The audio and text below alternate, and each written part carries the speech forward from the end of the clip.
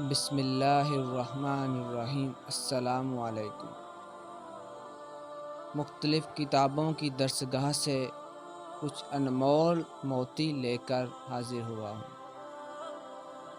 کچھ لوگ کیچڑ سے بچ کر چلتے ہیں تاکہ کپڑے خراب نہ ہو جائیں، اور کیچڑ کو یہ گھمنڈ ہونے لگتا ہے کہ لوگ اس سے ڈرتے ہیں۔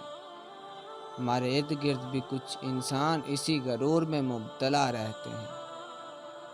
سکون حاصل کرنے کے بے شمار راستے ہیں، مگر جو راستہ میں نے چنا وہ محبت ہے۔ کسی کا دل نہ دکھانا، اگر اس نے صبر کر لیا تو تیرے لیے مسئلہ بن جائے گا۔ برا ہوں، میلا ہوں خدایا، پر تیرا ہی ہوں، بخش دے مجھے۔ دھوکہ کھانے والوں کو تو وقت کے ساتھ سکون مل ہی جاتا ہے، مگر دھوکہ دینے والے کبھی سکون نہیں پاتے۔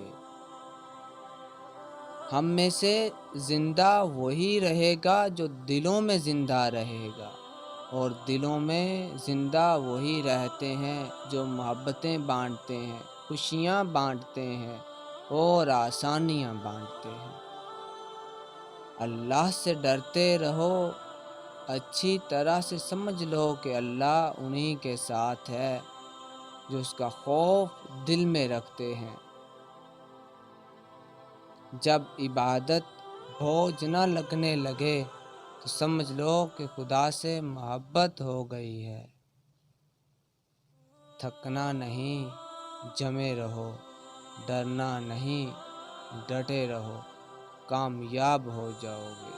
ہاں، دیر سویر اپنی جگہ پر ہے۔ پہلے اسے محبت تو نبھاؤ جس نے زندگی عطا کی ہے۔ زندگی میں انسان جتنا وقت کسی دوسرے شخص کے ساتھ گزارتا ہے، اس کے مرنے پر اتنا ہی وقت اس کی زندگی سے کٹ کر فنا ہو جاتا ہے۔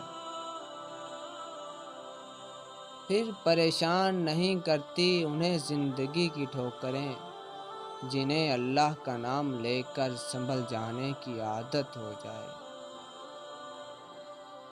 جو شخص تم سے خوش ہو کر تمہاری ایسی باتوں کی تعریف کریں جو تم میں ہے ہی نہیں، تو ناراض ہو کر وہ ضرور ایسے عیب نکالے گا جو تم میں نہیں ہے۔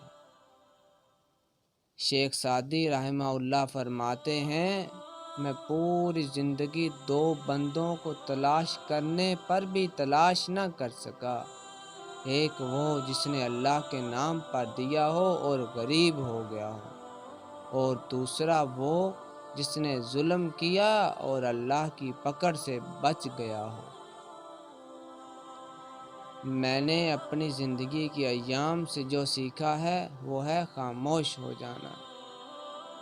کوئی دل دکھائے خاموش ہو جاؤ، کوئی غلط بات کرے آپ کے بارے میں خاموش ہو جاؤ، رونے کا دل چاہے خاموش ہو جاؤ، اذیت حدوں کو چھونے لگے چپ ہو جاؤ، ماضی کے دکھ دن رات آپ کو رلانے آئیں خاموش ہو جاؤ، کوئی آپ کو آپ کی برداشت کی آخری حد تک ستاتا ہے تب بھی خاموش ہو جاؤ۔ آپ کی اس خاموشی کا اجر آپ کو ایسے عطا کیا جائے گا کہ آپ کی آنکھیں تشکر کے جذبات سے بھیگ جائیں گی۔ روحوں کے پاس کیلنڈر یا گھڑیاں نہیں ہوتی، نہ ہی وہ وقت اور فاصلے کے تصور کو سمجھتی ہیں۔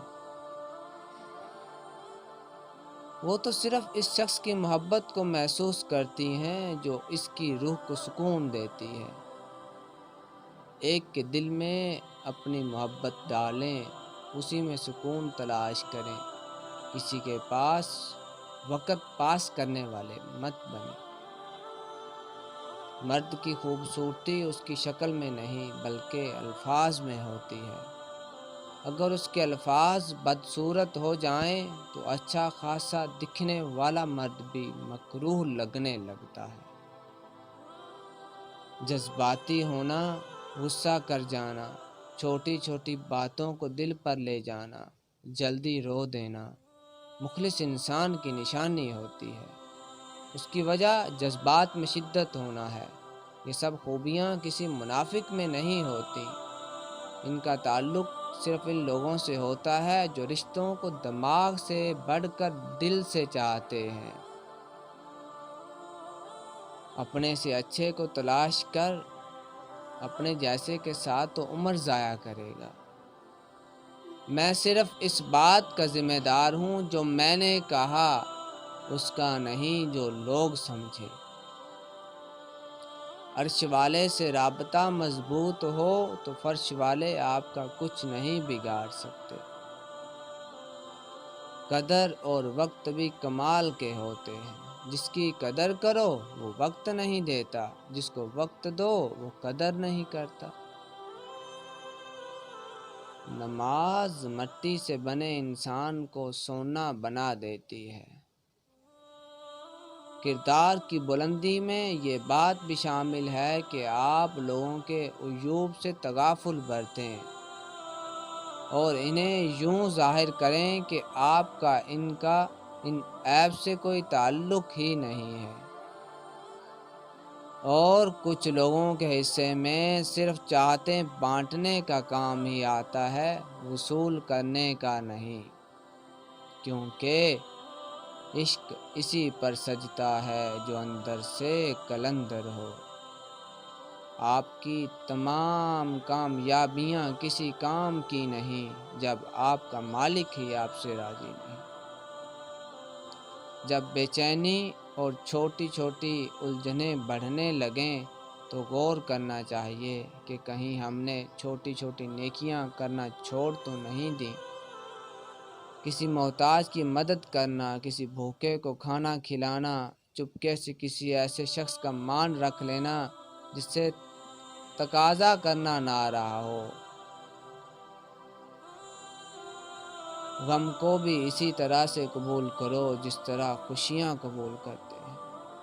غم اور خوشی ایک ہی مصنف کی لکھی ہوئی چیزیں ہیں۔ یہ رب کی عنایت ہے اور مشکلات میں ترقی دیتی ہیں، دلوں کی سختی کو موم بناتی ہیں اور مشکلات حساس طبیعت بناتی ہیں۔ غم کی بڑی کارروائی ہے کہ غم جو ہے بہت نرم کر دیتا ہے۔ اگر غم نہ ہوتا تو انسان پتھر ہی رہتا۔ سکندر اعظم نے کہا، میں زندہ رہنے کے لیے اپنے والد کا مقروض ہوں، لیکن بہتر زندگی بسر کرنے کے لیے اپنے استاد کا مقروض ہوں۔